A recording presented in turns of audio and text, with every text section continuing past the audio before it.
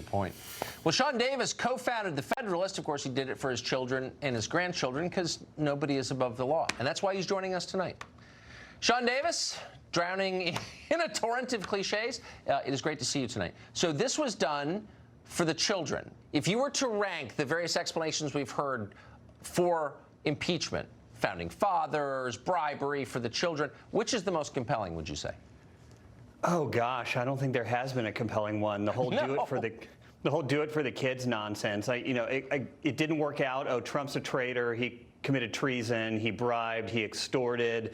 None of that worked, so they just ended up with, oh yeah, he was mean to future generations of kids, which is a laugh riot coming from a party that believes in unlimited taxpayer-funded abortion up to the moment of birth, and a party that has been a big part of building up $23 trillion in our national debt that those kids are going to have to pay. So you'll have to forgive me if I don't buy it. Yeah, well, exactly. So apparently, just moments ago, Amy Klobuchar, senator running for president, kind of a nice person, I think, maybe not the brightest, but she described this as a, quote, global Watergate. I think that's the phrase, global Watergate. Without the context, do you have any clue? Would you dare to guess what that means? I have no idea. I'm a little worried for the staffer that probably wrote that for, that he or she's going to get brutalized afterward because it doesn't make any sense to me. And apologies if I'm getting this secondhand through an earpiece, but apologies if I have that wrong. I mean, look, it's no dumber. I'm hearing it's definitely right. A global Watergate. It's no dumber than any other explanation. So my instinct is that the Democrats have walked into a kind of man trap of their own making. This is going to hurt them. Is that wishful thinking?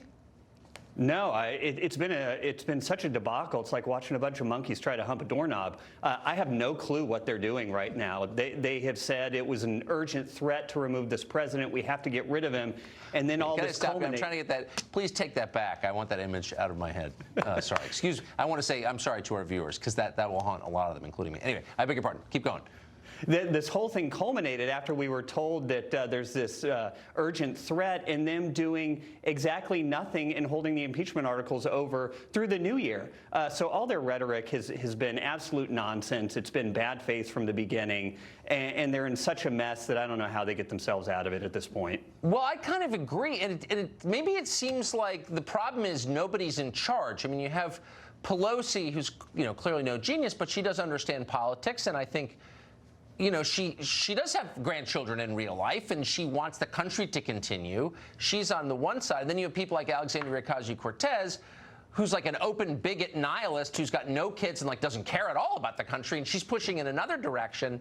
So maybe that nobody's running the thing.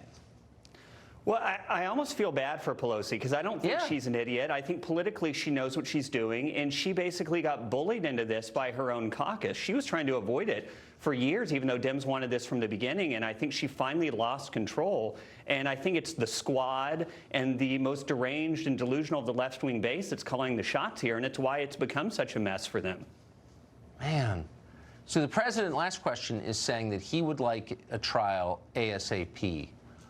As just a pure political matter, and that seems like a fair thing to ask for, but as a political matter, what do you think helps the president more?